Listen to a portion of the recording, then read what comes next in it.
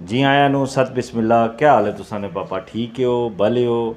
अज असां गल करने पे हैं जनाब बाबा पोठवार जनाब अख्तर इमाम रिजवी होरां दी बरसी है, उन्होंने याद करने पे हैं। अज सुबह तुसां अख्तर उस्मान होरां दा प्रोग्राम तक्या सा जेड़ा उन्होंने शायरी और शख्सियत ने हवाले सा।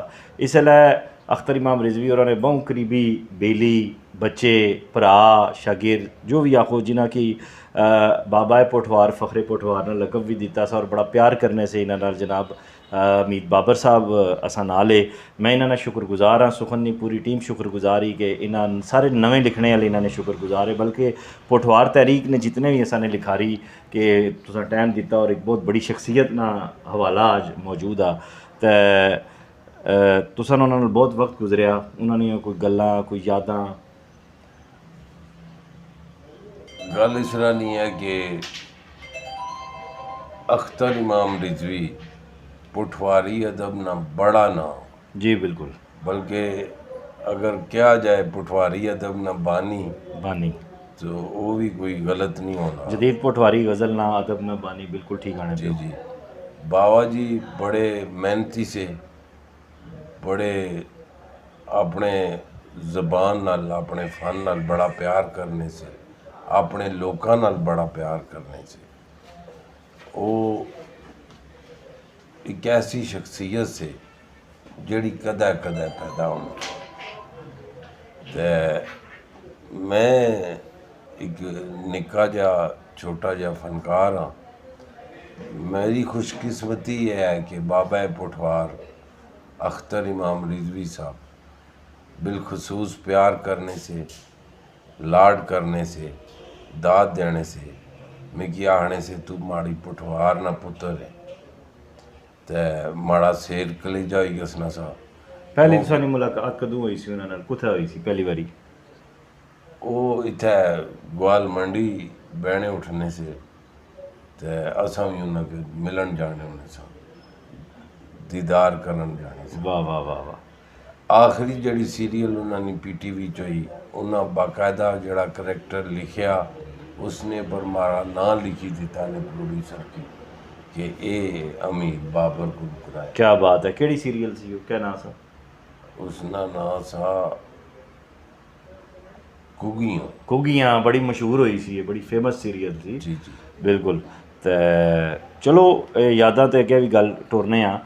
बतौर नौजवान आर्टिस्ट जदों तुसां उन्हां नाल मिले हो, तुसां दस्सिया बड़ा प्यार दिता, लेकिन पहली मुलाकात तो आखिरी मुलाकात जियां तुसां होर भी बड़े नौजवान उन्हां नाल मिलाए हो सन, मिलने से नौजवानां नाल कैसा उन्होंने हौसला अफजाई करने से कैसा सलूक होना सा आर्टिस्टां नाल?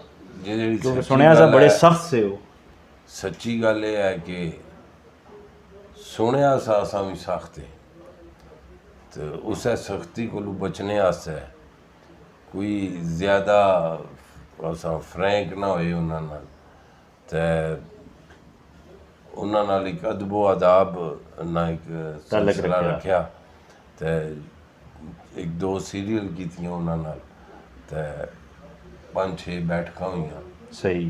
ते बहुत ही भले लोग से, बिलखसूस जिसलै पटवारी बोलने से हाय ते बहुत चंगे लगने से। क्या बात है, क्या बात है, क्या हाँ, उन्होंने जड़े भतीजे से सैयद आले इमरान उन्हां नाल माड़ा बहुत तलक रहा, बहुत एसोसीएशन रही, बहुत उन्हां नाल काम किया। बल्कि आले इमरान ते अमीर बाबर जुड़े जुड़े नतीजे ना से। बिल्कुल इसी तरह इसी अल्लाह तरह। उन्हें की भी जन्नत नसीब करे, अल्लाह अख्तर इमाम रिजवी साहब की भी जन्नत नसीब करे। आमीन आमीन। दुनिया चलो चली ना मिलाया, आह ते भले लोग वही होने जड़े अपनियां यादां पिछे छोड़ के। बिल्कुल। मीत बाबर जी, अज असां गल कीती दिने अख्तर उस्मान होरां नाल, तुसां सियाणे हो सो सीनियर शायर है। उन्हां दी शायरी ने हवाले नाल, शख्सियत ने हवाले नाल गलबात कीती। तुसां उन्होंने ड्रामे कीते बतौर स्क्रिप्ट राइटर, बतौर ड्रामा निगार, बतौर एक प्रोड्यूसर ने, डायरेक्टर ने, तुसां उन्हां की कैसा पाया? दूसरे तो कितने मुख्तलिफ से? मारे नाल चूँकि प्यार करने से ते उस ना कोई मैं अंदाज़ा ना लाई सकिया। मोल नहीं, लेकिन क्रिएटिविटी ने वाले ना। और देखो वो अनमोल लोग से, वाह वो जे शायद वापस आन। वाह। वो उन्हें एक बाकायदा पुठवारी की इतना प्रमोट किया कि PTV भी सीरियल शुरू हो गए, बिल्कुल पटवारी शुरू हो गई, रेडियो च तोती बोलना सा, तुसां उन्हां नाल रेडियो कीता रेडियो में घट घट कीता। सही सही कोई याद उन्हां नी तुसां अगर शेयर करना जलो असां ने नवी नस्ल ने जातका मारियों नवी नस्ल मारियों जिहड़ी मशले राह होवे क्योंकि ज़ाहिरी गल है अज तुसां ना माशाअल्लाह एक टाइम आ और एक ज़माना तुसां ना मुख्तलिफ आ पीछे ऐसे लोग के वो आने से बाबा और के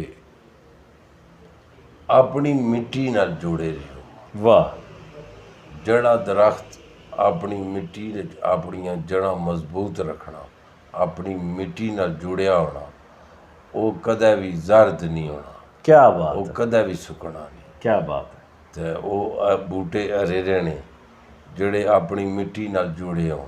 वाह ਤੇ ਉਹਨਾਂ ਦੀਆਂ ਗੱਲਾਂ ਸੀਆਂ ਬੱਲੇ ਬਣੀਆਂ ਤੇ ਅੱਲਾ ਇੱਜ਼ਤਾਂ ਵੀ ਦਿੱਤੀਆਂ, ਸ਼ੋਹਰਤਾਂ ਵੀ ਦਿੱਤੀਆਂ। वाह वाह वाह वाह बहुत मेहरबानी तुसां ने बड़ी टाइम मेहरबानी। दिता है तुसां नी बड़ी भली रूह हो तुसां और बड़े आदमी हो असां जे फकीरां किसां टाइम दिता असां ने बड़ियां ਨੂੰ तुसां ਜ਼ਿਕਰ ਕੀਤਾ, ਉਹਨਾਂ ਵਾਸਤੇ ਦੁਆ ਕੀਤੀ, ਇਹ तुसां नी ਮਿਹਰਬਾਨੀ। ना बिल्कुल सारे ने आका ते सगियो ते बेलियो ते मित्रों ते सजनों टाइम जड़ा ना जिंदगी ना बहुत तेज़ी नाल वेला लंघना और कोई पता नहीं चलना।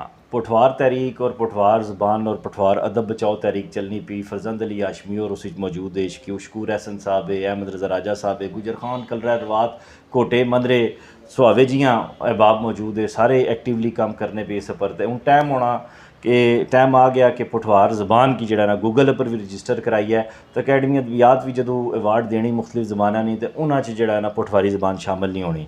तो अमीद बाबर और इस मारे इन्हों की भी रिक्वेस्ट कर सा कि तुसां भी इस पुठवार ज़बान ने काज च असां नाल अचो। असां बड़े अरसे तो ताहिर चौधरी, आले इमरान, इरफान बेग, असां इफ्तिखार आरफ साहब होने से अकादमी के बाद तो आने से पुठवारी बोली है, बोली है पुठवारी ज़बान नहीं ज़बान है क्यों बोली है? यानी जड़ी होवे ना किताबी शक्ल च ਉਹ ਹੋਣੀ बिल्कुल ਉਹ तुसां फिर आले इमरान ਅਤੇ इरफान बेग साहब इन्हां सारियां रली पहले पहले नावल लिखाए, पहले पहले अफसाने लिखाए, पहलियां आले इमरान दियां किताबां छाइयां हुई। एक ना नाम की याद आ फट ना फरोल, हाय फट ना फरोल तो इंशाल्लाह तहरीक चलसी है गया तुसां जे सीनियर सा नाल हो सन तुसां दी रहनुमाई जिसका मैं की टोरसा इंशाल्लाह।